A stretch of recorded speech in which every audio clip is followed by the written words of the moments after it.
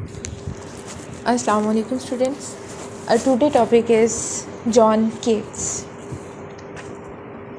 It belongs to 18th century, 1795. उसकी date of birth है 23 February and till 1821 he was alive. और एक American poet है. बाकी इसकी पोइट्री में आपको बहुत ज़्यादा एक चीज़ को कहा जाता है सैडनेस वो नज़र आती है, लेकिन उस सैडनेस को इसने इतना इनविजिबल किया हुआ है कि अगर आपको इसकी पर्सनल लाइफ का नहीं पता तो आप उस सैडनेस को उसमें से डिटेक्ट नहीं कर पाते.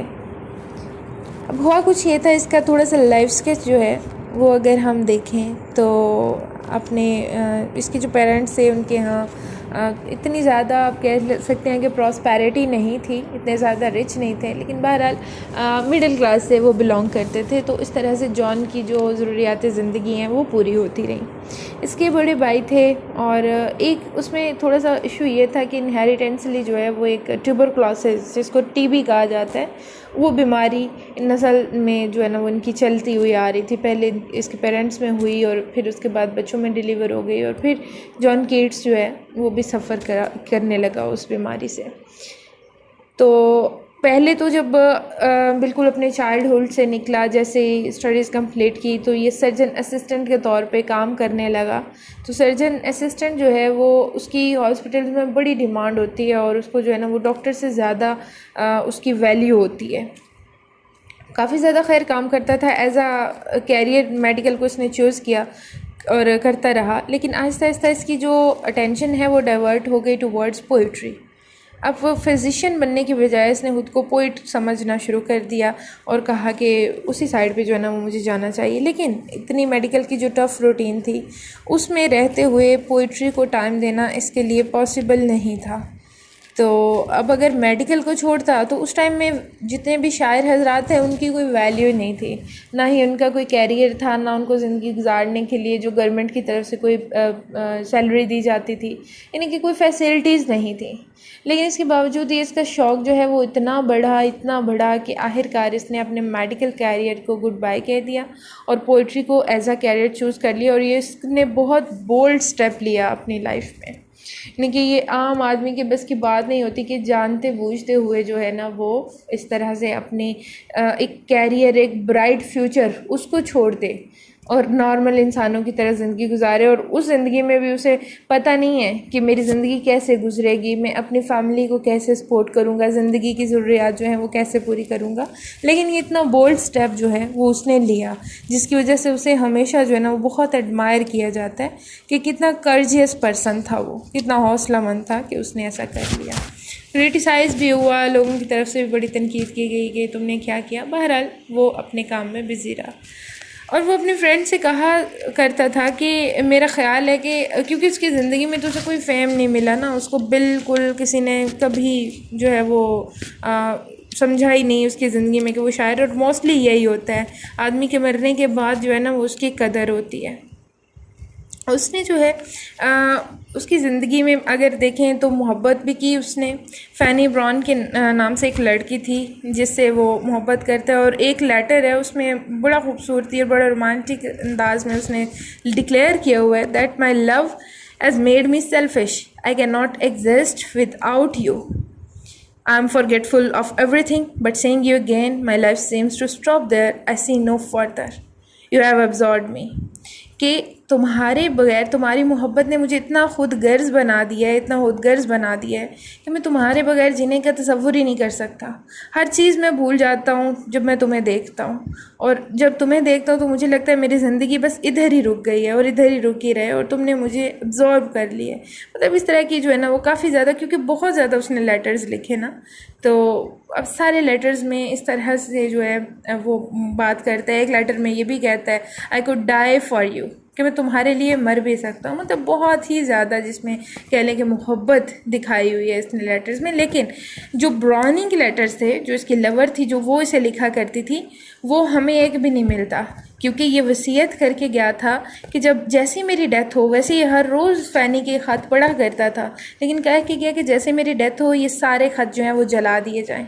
तो वो सारे ख़त जला दिए गए। तो इसलिए इसकी लवर का हमें कोई एविडेंस नहीं मिलता कि उसने क्या इसको ख़त में लिखा। हाँ, लेकिन इसने जो उसे लिखे वो हमारे पास आज तक सेव हैं, हमें काफ़ी ज़्यादा जो है वो मिलते हैं, और उससे इसके करैक्टर पे बड़ा कुछ हमें पता चलता है, क्योंकि अपनी ज़िंदगी के हालात उससे डिस्कस किया करता था। तो वो काफ़ी ज़्यादा इसकी बायोग्राफी जो है उसके लेटर्स में मौजूद है। अब हुआ कुछ इस तरह से था कि बात हो रही थी इनकी वो फैमिली में कि इनहेरिटेंसली वो जो है एक बीमारी चली आ रही थी टीबी की। पहले पेरेंट्स में हुई, उनकी डेथ हो गई। बाद में इसका अपने जो ब्रदर्स थे उनके साथ बहुत डीप रिलेशनशिप बन गया। उनके साथ भी फिर यही इशू हुआ, उनको भी ये बीमारी होगी। और जैसे आजकल कैंसर को इनक्योरेबल डिजीज़ कहा जाता है कि ये इलाज बीमारी है, वैसे उस टाइम में टीबी थी, क्योंकि टीबी का कोई इलाज दरियाफ्त नहीं हुआ था उस टाइम तक। फिर इसके भाई को हो गई, फिर उसकी डेथ हो गई।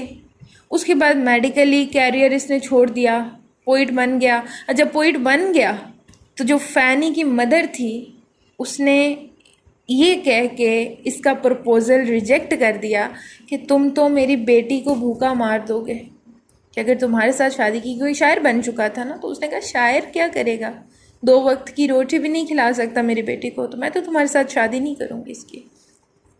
बहरहाल जब इसकी डेथ हो गई थी तो फैनी ब्राउन ने जो है बहुत ज़्यादा देर ना, ऑलमोस्ट 6 ईयर्स तक वो परेशान रही, रोती रही। लेकिन बहरहाल बाद में उसकी शादी हो गई, लेकिन सिर्फ वो 12 साल तक ज़िंदा रही। इसकी मौत के बाद शादी हो गई थी, बच्चे भी थे उसके, 3 चिल्ड्रंस थे, लेकिन फिर भी हर टाइम वो कीट्स को याद किया करती थी। और आखिरकार इसी की गम में से को याद करते करते उसने भी जान दे दी।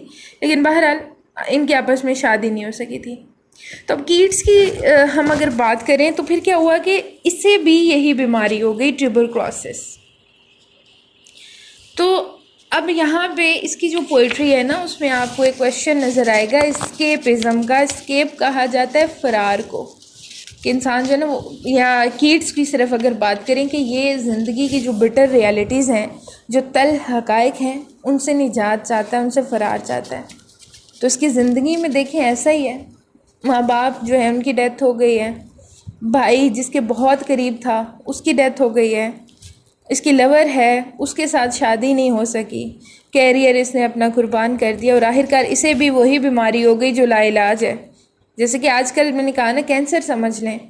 तो अभी इतने ज़्यादा दुख हैं इसको, और इसे ये भी पता है कि अब मुझे ऐसी बीमारी है कि मैं ज़िंदा भी नहीं रह सकता, क्योंकि ये डैम प्लेस पे रहा करता था ना, और ज़्यादातर ये लिखता रहता था।